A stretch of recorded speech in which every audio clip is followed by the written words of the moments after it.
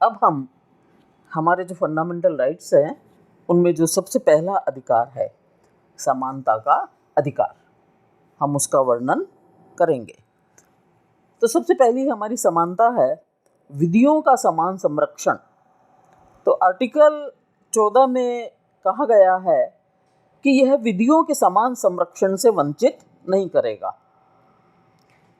ये अधिकार, समानता का अधिकार, चाहे नागरिक हो या विदेशी हो, सभी पर लागू होता है। या विधिक व्यक्ति हो, संवैधानिक निगम हो, कंपनी हो, विधि के समक्ष समता का अधिकार सभी के ऊपर समान रूप से लागू होता है। इसको भी हमने अमेरिका के संविधान से ग्रहण किया है। इसको यदि हम व्यवहारिक रूप में भी देखते हैं तो निश्चित रूप से कानून तो सबको समान संरक्षण प्रदान करता है। व्यवहारिक स्थिति थोड़ा आलोचनात्मक है, लेकिन कानून कोई भेद नहीं करता। कानून कोई भेद नहीं करता। स्थितियां ऐसी उत्पन्न हो जाती हैं कि एक व्यक्ति न्याय से वंचित भी रह जाता है, लेकिन फिर भी जो संवैधानिक स्थिति है वो यही है कि आर्टिकल 14 जो कहता है कि सभी को कानून का समान संरक्षण प्राप्त है और कानून के समक्ष सबको समानता प्रदान की गई है। इस संदर्भ में जो विशेष बातें हैं उनका उल्लेख मैं यहाँ करूँगी कि किसी व्यक्ति के पक्ष में विशिष्ट विशेष अधिकारों की अनुपस्थिति। किसी भी व्यक्ति को कोई विशिष्ट अधिकार प्राप्त नहीं होंगे। सभी व्यक्तियों के लिए समान व्यवहार का वर्णन किया गया है। कोई भी व्यक्ति विधि से ऊपर नहीं है। ये तो हम जानते हैं कि भारत में शासन संविधान का है और संविधान ही सर्वोच्च है। सर्वोच्च न्यायालय या राष्ट्रपति भी संविधान से ऊपर नहीं है। तो इसलिए कहा जाता है कि विधि के शासन का सिद्धांत हमने लागू किया है। तो अनुच्छेद 14 के अंतर्गत उल्लिखित विधि का शासन ही संविधान का मूलभूत तत्व है और इसे किसी भी शासन के द्वारा समाप्त नहीं किया जा सकता।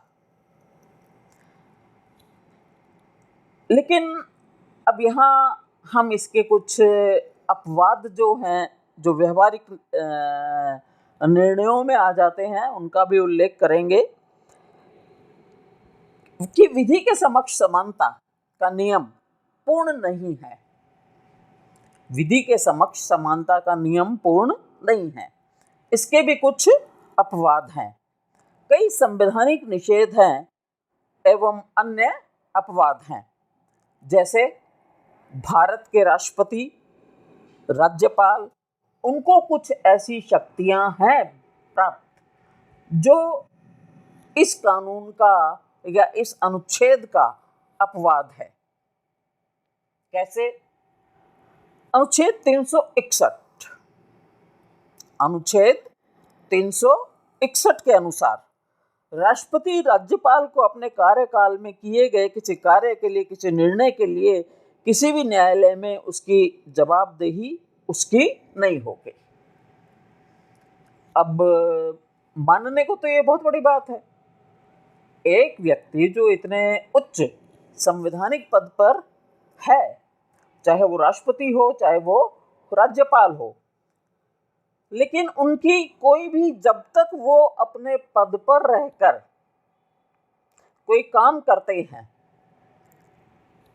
कोई भी काम कुछ अभिव्यक्त करते हैं, उसके विरुद्ध उनकी कोई जवाबदेही नहीं होगी। यह है आपका आर्टिकल 361। और ये किसका अपवाद है? आर्टिकल 14 का, देखो आप इन बातों को ध्यान से समझना, क्योंकि ये तो हम बहुत आराम से पढ़ लेते हैं कि समानता का अधिकार, स्वतंत्रता का अधिकार और शोषण के विरुद्ध अधिकार, फलाना ढिमकाना, लेकिन जो इन अधिकारों के अपवाद हैं, एक हाथ से दिया और दूसरे हाथ से ले लिया, कुछ आलोचक यहां तक कहते हैं। लेकिन फिर भी हम इस बात को यही कहेंगे कि यदि राष्ट्रपति या राज्यों के राज्यपाल कोई बहुत बड़ी गलती करते हैं तो क्या उनकी जवाबदेही नहीं होनी चाहिए?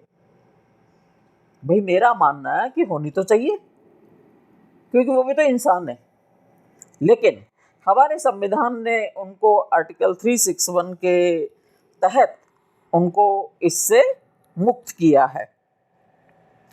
उन पर किसी भी प्रकार की कार्रवाई प्रारंभ या चालू नहीं की जाएगी और कार्यकाल के दौरान किए गए कार्य के विरुद्ध किसी भी न्यायालय में उनके खिलाफ मुकदमा नहीं चलेगा। अपने कार्यकाल में उन्होंने जो कुछ भी किया है उस काम को लेके, उस क्रिया को लेके उनके खिलाफ कोई मुकदमा नहीं चलेगा। इसके अतिरिक्त राज्य विधानसभा के दोनों सदनों में से किसी एक की सत्य कार्यवाही से संबंधित विषय वस्तु का प्रकाशन समाचार पत्र में या रेडियो टेलीविजन में करता है तो उस पर किसी प्रकार का दीवानी, फौजदारी मुकदमा देश के किसी भी न्यायालय में नहीं चलाया जा सकता। विधानमंडल के द्वारा जो विधानसभाओं में जो कार्रवाई होती है उसको यदि किसी भी मीडिया के द्वारा प्रकाशित किया जाता है, चाहे अखबार के द्वारा किया जाए, चाहे टेलीविज़न के द्वारा किया जाए, तो उसके विरुद्ध देश के किसी भी न्यायालय में उसके खिलाफ कोई मुकदमा नहीं चलाया जा सकता। इसके अलावा अनुच्छेद 361 वो संसद की समितियों को भी उनके इस एक्ट से मुक्त करती है। अनुच्छेद 105, अनुच्छेद 194 के अनुसार राज्य के विधानमंडल के सदस्यों पर भी यही बात लागू होती है। डेफिनेटली पहले हम ये कह रहे थे कि ये राष्ट्रपति इससे उन्मुक्त है, राज्यपाल उससे उन्मुक्त है, फिर हमने कहा कि विधानसभाओं के सदस्य इससे उन्मुक्त हैं। इसके अलावा अनुच्छेद 31 और अनुच्छेद 34 ये इसका अपवाद है कि किसी भी राज्य विधानमंडल द्वारा नीति निर्देशक तत्वों के संबंध में यदि कोई नियम बनाया जाता है तो अनुच्छेद 39 की धारा का समावेश है तो उसे उस आधार पर चुनौती नहीं दी जा सकती, अनुच्छेद 14 का उल्लंघन करते हैं। तो इस प्रकार से हम देखते हैं कि जो हमारी समानता का अधिकार है, कानून का समान संरक्षण है, कानून का तो समान संरक्षण है, लेकिन इसमें ये जो हमने आर्टिकल 361 डाला है, आर्टिकल 361, और इसके तहत हमने राष्ट्रपति को, राज्यपाल को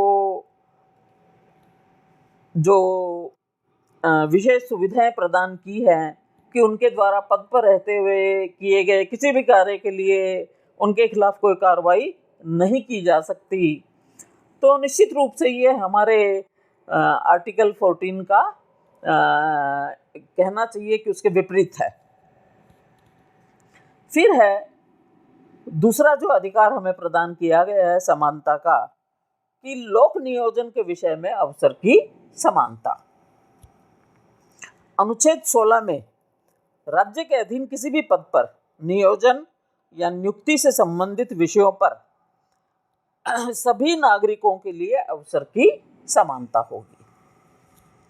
ये हम जानते हैं कि जो भी सरकारी पद हैं, सरकारी नौकरियां हैं, या कि जो राजनीतिक पद हैं उनमें समानता का अधिकार है।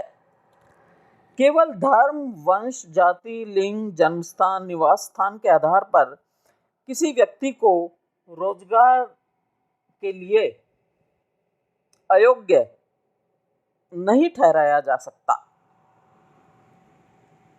किसी भी व्यक्ति को उसके धर्म, उसकी जाति, लिंग, उसका क्षेत्र के आधार पर उसको रोजगार के लिए अयोग्य नहीं ठहराया जा सकता।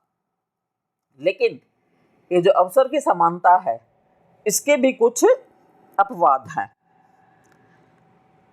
अधिनियम 1957 कुछ समय बाद 1974 में समाप्त हो गया।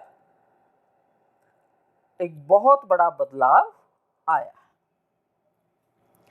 राज्यों में हमने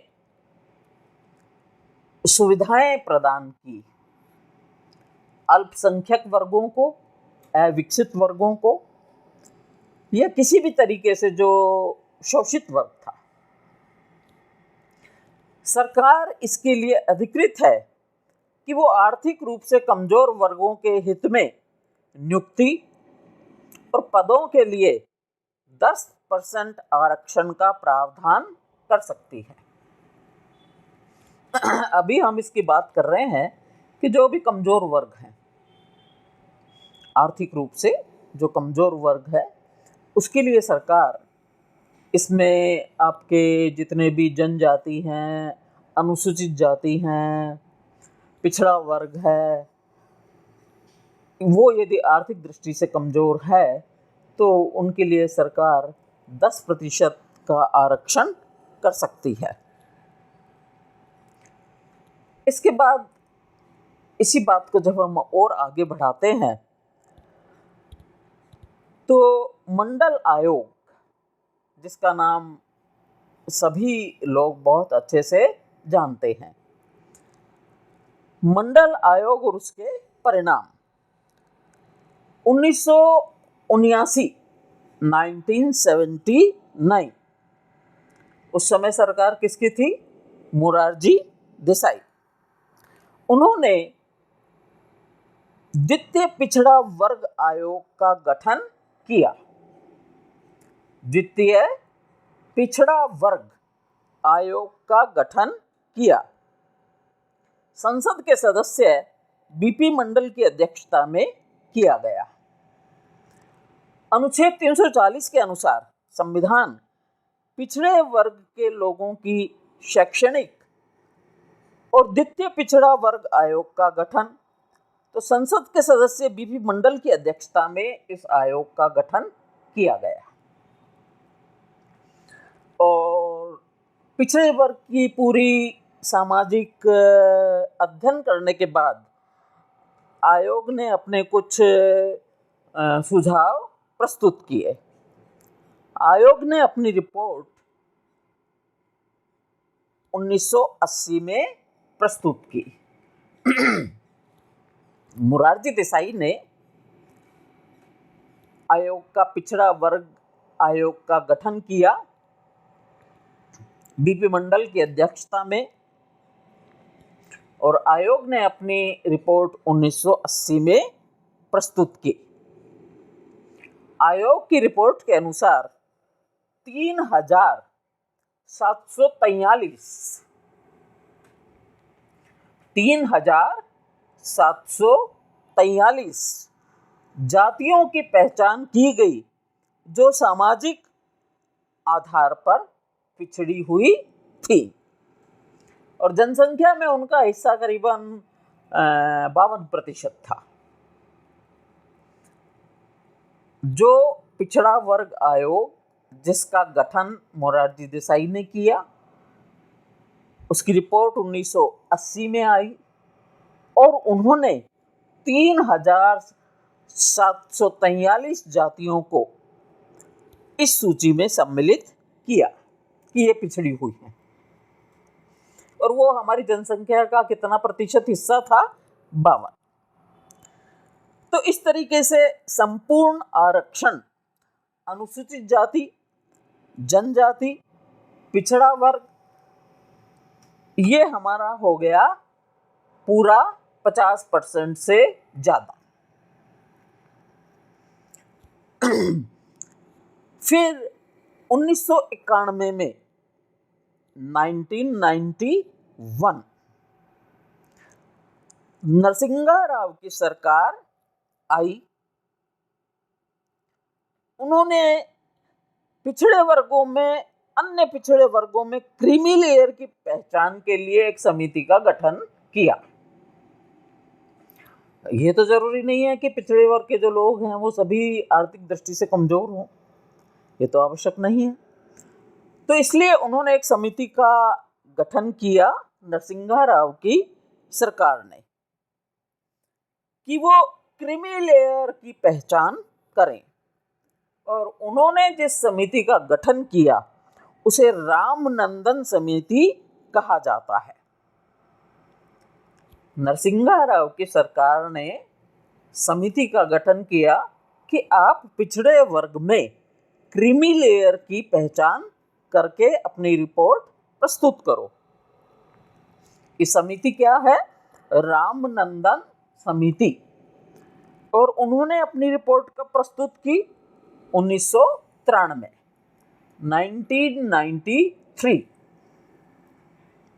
शायद जो बच्चे अभी यूपीएससी वगैरह में अपीयर हो रहे हैं उनका शायद मेरे हिसाब से जन्म भी नहीं हुआ था, या हो गया होगा तो वो बहुत छोटे थे। वो बहुत छोटे थे और हमने पूरे संविधान को बदल डाला। फिर ये कहा जाता है कि संसद के एक अधिनियम के द्वारा 1993 में पिछड़े वर्गों के लिए राष्ट्रीय आयोग का गठन किया गया। पुनः 1993। ये इनको मैं आपको ये जो आयोग और ये बता रही हूँ, इनको आप बहुत अच्छे से याद रखना, क्योंकि आजकल बहुत माइन्यूट जो भी आपके जो कंपटीशंस है उनमें बड़ा माइन्यूटली सवाल पूछे जाते हैं, और तब तक आपको, जब तक ये गहनता से चीज़ों की जानकारी नहीं होगी तो आपके लिए मुश्किल है। तो 1993 में संसद के एक अधिनियम के द्वारा पिछड़े वर्गों के लिए एक राष्ट्रीय आयोग का गठन किया गया, और बाद में 102 संविधान से संशोधन अधिनियम 2018 के द्वारा आयोग को संवैधानिक दर्जा प्रदान कर इसके कार्यों का विस्तार कर दिया गया। गठन किया गया था कब? 1993 में, और बाद में 2018 में इसको पिछड़ा वर्ग आयोग, इसको संवैधानिक दर्जा प्रदान कर दिया गया और इसके कार्यों का भी विस्तार कर दिया गया, और संविधान में एक नया अनुच्छेद जोड़ दिया, 338B। संविधान में एक नया अनुच्छेद जोड़ा, 338B। हमारे संविधान का 77वां संविधान संशोधन अधिनियम को 1995 में पास कराया गया था। 2001 का 85वां संविधान संशोधन अधिनियम अनुसूचित जाति, अनुसूचित जनजाति, इनको सरकारी सेवा में आरक्षण हेतु इनके उन्नति के मामले से संबंधित है। 2001 का 85वां संविधान संशोधन, जो हमारी अनुसूचित जाति के लोग हैं, जनजाति के लोग हैं, तो उनको सरकारी सेवाओं में उन्नति के अवसर प्रदान किए जाए, और इसके परिणाम वरिष्ठता की व्यवस्था करता है। जब नौकरी में अनेकों लोग हैं तो जो पिछड़े वर्ग के लोग हैं उन्हें सीनियोरिटी प्राप्त होगी, उन्हें सीनियोरिटी प्राप्त होगी, वरिष्ठता प्राप्त होगी। विकलांगों के संबंध में निर्णय को 81वें संविधान संशोधन 2000 के तहत रद्द कर दिया गया। जो विकलांग लोग थे उनको भी कुछ साधन सुविधाएं मिली हुई थी, तो उसको 81वें संविधान संशोधन के तहत सन 2000 में रद्द कर दिया गया। संशोधन अधिनियम 1994, इसको आप विशेष रूप से ध्यान रखना, यह है संशोधन अधिनियम 1994, तमिलनाडु आरक्षण अधिनियम। इसमें 9वीं सूची के तहत 69% आरक्षण को 50% के स्थान पर स्थगित कर दिया गया। अति पिछड़े वर्ग और अन्य पिछड़े वर्गों की क्रीमी लेयर की पहचान के लिए मैंने आपको पहले भी बताया था कि जो रामानंद समिति का गठन किया गया था,